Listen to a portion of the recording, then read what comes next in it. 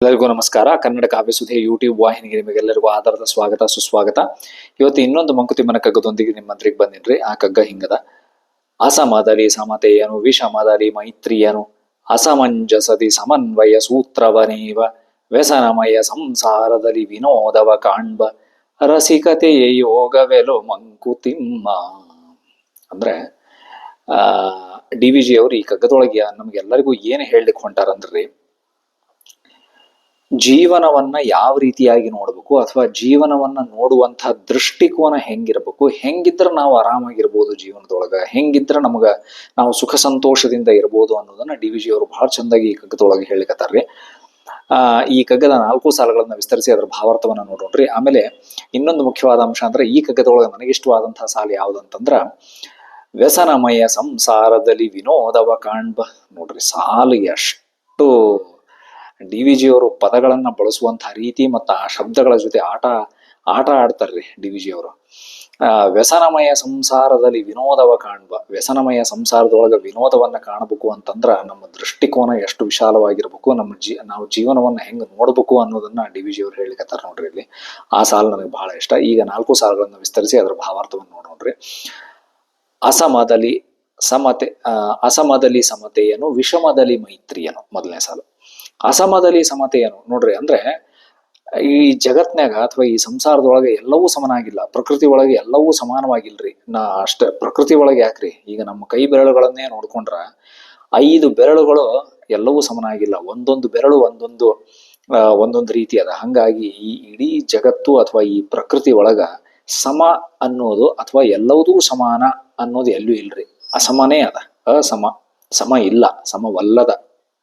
ಅಸಮದಲ್ಲಿ ಸಮತೆಯನು, ಅಸಮಾನತೆ ಒಳಗೆ ನಾವು ಸಮಾನತೆಯನ್ನು ಹುಡುಕ್ಬೇಕು. ಎಲ್ಲವುದೂ ಸಮಾನವಾಗಿಲ್ಲ ಇಲ್ಲಿ, ಎಲ್ಲವೂ ವೈವಿಧ್ಯಮಯವಾಗ್ಯದ, ಅದರೊಳಗೆ ನಾವು ಸಮಾನತೆಯನ್ನು ಹುಡುಕ್ಬೇಕು. ಅಸಮದಲ್ಲಿ ಸಮತೆಯನು ವಿಷಮದಲ್ಲಿ ಮೈತ್ರಿಯನು. ನೋಡ್ರಿ, ವಿಷಮ ಎಲ್ಲರೂ ನಾವು ವಿಚಾರ ಮಾಡ್ದಂಗ, ಒಬ್ರು ವಿಚಾರ ಮಾಡ್ದಂಗ ಇನ್ನೊಬ್ರು ವಿಚಾರ ಇಲ್ರಿ. ಇಬ್ರು ಇದ್ರಂದ್ರೆ 2 ವಿಚಾರಗಳ ಬಂದೇ ಬರ್ತಾವಲ್ಲಿ. ಹಂಗಾಗಿ ವಿಷಮದಲ್ಲಿ ಮೈತ್ರಿಯನು. ವಿಷಮ ಅಂದ್ರೆ ದ್ವೇಷ, ಅಥವಾ ನಾವು ದ್ವೇಷ ಅಂತ ಅರ್ಥ ಮಾಡ್ಕೊಳ್ಳೋಕ್ಕಿಂತ ಭಿನ್ನಾಭಿಪ್ರಾಯ ಅಂತನೂ ಅರ್ಥ ಮಾಡ್ಕೋಬಹುದು, ಅಥವಾ ಒಂದೇ ವಿಚಾರಗಳು ಇಲ್ಲಾರ್ದವರು ಅಥವಾ ಭಿನ್ನ ವಿಚಾರಗಳವರು ಅಂತನೂ ನಾವು ಅರ್ಥ ಮಾಡ್ಕೋಬಹುದು. ವಿಷಮದಲ್ಲಿ ಮೈತ್ರಿಯನು. ನೋಡ್ರಿ, ಬೇರೆ ಬೇರೆ ವಿಚಾರಗಳಿದ್ದಾಗ್ಯೂ ಕೂಡ ನಾವು ಸ್ನೇಹ ಭಾವದಿಂದ ಪ್ರೀತಿಯಿಂದ ಇರ್ಬೋದ್ರಿ. ಯಾಕಂದ್ರೆ ಬೇರೆ ಬೇರೆ ಒಬ್ಬೊಬ್ಬರಿಗೆ ಒಂದೊಂದು ವಿಚಾರ ಇರುವುದು, ಒಬ್ಬೊಬ್ಬರಿಗೆ ಒಂದೊಂದು ವಿಚಾರ ಬರುವುದು, ಅಥವಾ ಒಬ್ಬೊಬ್ರು ಕೆಲಸ ಮಾಡುವ ರೀತಿ ಬೇರೆ ಬೇರೆ ಇರುವುದು, ಅದು ಯಾವುದು ತಪ್ಪಲ್ರಿ, ಅದೆಲ್ಲವುದು ಸರಿನೇ. ಒಬ್ರು ವಿಚಾರ ಮಾಡೋದು ಇನ್ನೊಬ್ರು ವಿಚಾರಕ್ಕೂ ವ್ಯತ್ಯಾಸ ಅದ ಅಂದ ತಕ್ಷಣ ಇಬ್ರೊಳಗೂ ಜಗಳ ಆಗಬೇಕು, ಇಬ್ರು ಒಬ್ರನ್ನೊಬ್ರು ದ್ವೇಷಿಸ್ಬೇಕು ಅಂತೇನಿಲ್ಲ. ವಿಚಾರಗಳು ಬೇರೆ ಬೇರೆ, ಅಥವಾ ಯಾವುದೋ ಒಂದು ಸಂದರ್ಭವನ್ನ ಇಬ್ರು ಇದ್ರ ಆ ಇಬ್ರು ನೋಡುವಂತಹ ರೀತಿ ಬೇರೆ, ಅವರಿಬ್ರು ದೃಷ್ಟಿಕೋನ ಬೇರೆ, ಅವ್ರು ಬೆಳೆದ ಬಂದಂತಹ ಪರಿಸರ ವಾತಾವರಣ ಬೇರೆ. ಹಂಗಾಗಿ ಅವ್ರ ವಿಚಾರಗಳು ಬೇರೆ ಇರ್ಬೋದು, ಆದ್ರ ಜಗಳಾಡ್ಬೇಕಂತೇನಿಲ್ಲ. ವಿಷಮದಲ್ಲಿ ಮೈತ್ರಿಯನು. ಆ ರೀತಿ ಭಿನ್ನಾಭಿಪ್ರಾಯಗಳು ಇರ್ಲಿ, ಆದ್ರ ಪರಸ್ಪರ ಗೌರವ ಪ್ರೀತಿಯನ್ನ ಕಂಡುಕೋಬೇಕು ನಾವು ಅಂತಂದೇಳಿ. ಅಸಮದಲ್ಲಿ ಸಮತೆಯನು ವಿಷಮದಲ್ಲಿ ಮೈತ್ರಿಯನು ಅಸಮಂಜಸದಿ ಸಮನ್ವಯ ಸೂತ್ರವನೇವ. ನೋಡ್ರಿ, ಅಸಮಂಜಸದಿ ಎಲ್ಲವುದೂ ನಮಗೆ ಸಮಂಜಸ ಅನಿಸ್ಬೇಕು, ನಮಗೆ ಸರಿ ಅನಿಸ್ಬೇಕು ಅಂತೇನಿಲ್ರಿ. ಎಷ್ಟೋ ವಿಷಯಗಳು ನಮಗೆ ಸರಿ ಅನಿಸ್ಲಾರ್ದಂಗೆ ಇರ್ತಾವ, ಅಥವಾ ಇನ್ನೊಬ್ರು ಅನ್ಕೊಂಡಿದ್ದನ್ನ ನಾವು ಸರಿ ಅಂತ ಅನ್ನಂಗಿಲ್ಲ. ಅದರೊಳಗೆ ಸಮನ್ವಯ ಸಾಧಿಸಿ, ಅದರೊಳಗೆ ಎಲ್ಲರೂ ಒಟ್ಟಿಗೆ ಹೋಗುವಂಥ ಒಂದು ಪ್ರವೃತ್ತಿಯನ್ನ, ಎಲ್ಲರೂ ಒಟ್ಟಿಗೆ ಹೋಗುವಂತಹ ಒಂದು ಗುಣ ಬೆಳೆಸ್ಕೋಬೇಕು ನಾವು ಅಂತ ಹೇಳ್ತಾರೆ. ಅಸಮಂಜಸದಿ ಸಮನ್ವಯ ಸೂತ್ರವನೇವ ವ್ಯಸನಮಯ ಸಂಸಾರದಲ್ಲಿ ವಿನೋದವ ಕಾಣ್ಬ. ನೋಡ್ರಿ, ಈ ಸಂಸಾರ ವ್ಯಸನಮಯ. ಯಾಕಂದ್ರೆ ಈ ಸಂಸಾರದೊಳಗೆ ಬೇಕಾದಷ್ಟು ಕಷ್ಟಗಳು ತಾಪತ್ರಯಗಳು ಎಲ್ಲ ಇರ್ತಾವ್ರಿ. ಆದ್ರೆ ಇದ್ರೊಳಗೆ ನಾವು ವಿನೋದವನ್ನ ಕಾಣ್ಬೇಕಂತ್ರಿ. ಅಂದ್ರೆ ಇದ್ರೊಳಗೆ ಎಲ್ಲಿ ಖುಷಿ ಸಿಗ್ತದ, ಅಥವಾ ಖುಷಿಯ ವಿಚಾರಗಳು ಬೇಕಾದಷ್ಟು ಇದ್ದೇ ಇರ್ತಾವ. ಸಂಸಾರ ವ್ಯಸನಮಯ ಆಗಿರ್ಬೋದು, ಸಂಸಾರ ಕಷ್ಟ ಕೋಟಲೆಗಳಿಂದ ತುಂಬಿರ್ಬೋದು, ಆದ್ರೆ ಇದ್ರೊಳಗ ಸುಖದ ಸನ್ನಿವೇಶಗಳು ಅಥವಾ ಸುಖದ ಸಂದರ್ಭಗಳು ಸಣ್ಣ ಇರ್ಬೋದು, ಆದ್ರೆ ಇದ್ದೇ ಇರ್ತಾವ. ಅವನ್ನ ಹೆಚ್ಚಾಗಿ ನೋಡುವಂಥ ಅಥವಾ ಅವನ್ನ ಗುರುತಿಸಿ ಅವನ್ನ ಆಸ್ವಾದಿಸುವಂಥ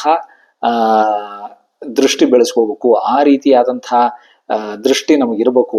ಜೀವನವನ್ನ ಆ ರೀತಿಯಾಗಿ ನೋಡ್ಬೇಕು. ವ್ಯಸನಮಯ ಸಂಸಾರದಲ್ಲಿ ವಿನೋದವ ಕಾಣ್ಬ. ವ್ಯಸನಮಯ ಸಂಸಾರದೊಳಗೆ ನಾವು ವಿನೋದವನ್ನ ಕಾಣ್ಬೇಕು. ಅದರೊಳಗೂ ಖುಷಿಯಾದಂತಹ ವಿಷಯಗಳು ಏನೇನವ, ಅಥವಾ ನಾವು ಜೀವನದೊಳಗ ನಮಗೆ ಎಷ್ಟು ಸುಖ ಅದ ಅನ್ನೋದನ್ನ, ಸುಖದ ವಿಷಯಗಳನ್ನ ನಾವು ಹುಡುಕೋಬೇಕು. ಬರೀ ಕಷ್ಟಗಳನ್ನೇ ನೋಡೋದಲ್ಲ.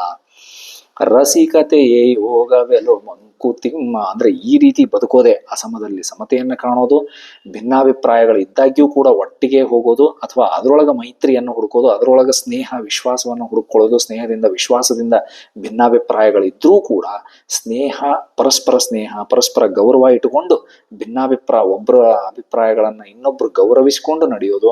ಆಮೇಲೆ ಅಸಮಂಜಸದಿ ಸಮನ್ವಯ ಸೂತ್ರವನ್ನ ಸಾಧಿಸೋದು. ನಮಗೆಲ್ಲವುದೂ ನಮಗೆ ಸರಿ ಅನ್ನಿಸ್ಬೇಕಂತೇನಿಲ್ಲ, ಆದಾಗ್ಯೂ ಕೂಡ ನಮಗೆಲ್ಲವುದೂ ಸರಿ ಅನ್ನಿಸ್ಲಿಲ್ಲ ಅಂದ್ರೂ ಕೂಡ ಸಮನ್ವಯವಾಗಿ ಎಲ್ಲರೂ ಒಗ್ಗಟ್ಟಾಗಿ ಒಟ್ಟಿಗೆ ಹೋಗೋದು. ಆಮೇಲೆ ಜೀವನ ಎಷ್ಟೇ ಕಷ್ಟ ಕೋಟಲೆಗಳಿಂದ ತುಂಬಿದ್ರೂ ಕೂಡ, ಜೀವನದೊಳಗೆ ಎಷ್ಟ ದುಃಖ ಕಷ್ಟಗಳು ಇದ್ರೂ ಕೂಡ, ನಾವು ಅನ್ಕೊಂಡಿದ್ದಂಗೆ ಎಲ್ಲ ಆಗ್ಲಿಕ್ಕತ್ತಿಲ್ಲ ನಮ್ಮ ಜೀವನದೊಳಗೆ ಅಂತಂದ್ರೂ ಕೂಡ ಅದರೊಳಗೆ ಖುಷಿಯಾದಂಥ ವಿಚಾರಗಳು, ಸಣ್ಣ ಪುಟ್ಟ ವಿಚಾರಗಳು, ನಮಗೆ ಏನೇನು ಖುಷಿ ಕೊಡ್ತಾವೋ, ನಮಗೆ ಏನೇನು ವಿನೋದವನ್ನ ಸಂತೋಷವನ್ನು ಕೊಡ್ತಾವೋ ಅಂಥ ವಿಷಯಗಳನ್ನ ಹೆಕ್ಕಿ ತೆಗೆದು ಅವನ್ನ ಮತ್ತೆ ಪುನಃ ನೆನಪಿಸಿಕೊಂಡು ಅದರಿಂದ ನಮ್ಮ ಜೀವನವನ್ನು ಸುಖಮಯವಾಗಿ ಮಾಡ್ಕೋಬೇಕು. ಈ ರೀತಿ ಜೀವನವನ್ನು ಬದುಕಿದ್ರೆ ಇದೇ ಒಂದು ದೊಡ್ಡ ಯೋಗ ಅಂತ ಹೇಳ್ತಾರೆ ಡಿ ವಿ ಜಿ ಅವರು. ಇದಕ್ಕಿಂತ ದೊಡ್ಡ ಯೋಗ ಏನಿಲ್ಲ, ಇದೇ ಯೋಗ, ಈ ರೀತಿ ಜೀವನವನ್ನ ಜೀವಿಸೋದು, ಅಥವಾ ಈ ರೀತಿ ಬದುಕುವುದು, ಅಥವಾ ಈ ರೀತಿ ಜೀವನವನ್ನ ನೋಡೋದು, ಈ ದೃಷ್ಟಿಕೋನವನ್ನು ಬೆಳೆಸ್ಕೊಳ್ಳೋದ ಯೋಗ ಅಂತ ಡಿ ವಿ ಜಿ ಅವ್ರು ಹೇಳ್ತಾರ್ರಿ. ನನಗೆ ತಿಳಿದ ಮಟ್ಟಿಗೆ ನಾ ಈ ಕಗ್ಗವನ್ನು ಅರ್ಥೈಸೀನಿ. ಇನ್ನೂ ಬೇರೆ ದೃಷ್ಟಿಕೋನಗಳು ಈ ಕಗ್ಗದ ಬಗ್ಗೆ ಇದ್ದಲ್ಲಿ, ಅಥವಾ ಇನ್ನೂ ಬೇರೆ ರೀತಿ ಒಳಗೆ ಈ ಕಗ್ಗವನ್ನು ಅರ್ಥೈಸಬಹುದು ಅಂತ ನಿಮಗೆ ಅನಿಸಿದಲ್ಲಿ ದಯವಿಟ್ಟು ಕಮೆಂಟ್ಸ್ ಬಾಕ್ಸ್ನ ತಿಳಿಸ್ರಿ. ಮತ್ತೆ ಇನ್ನೊಂದು ವಿಡಿಯೋದೊಂದಿಗೆ ಸಿಗ್ತೀನಿ. ಅಲ್ಲಿವರೆಗೂ ನಮಸ್ಕಾರ, ಧನ್ಯವಾದಗಳು.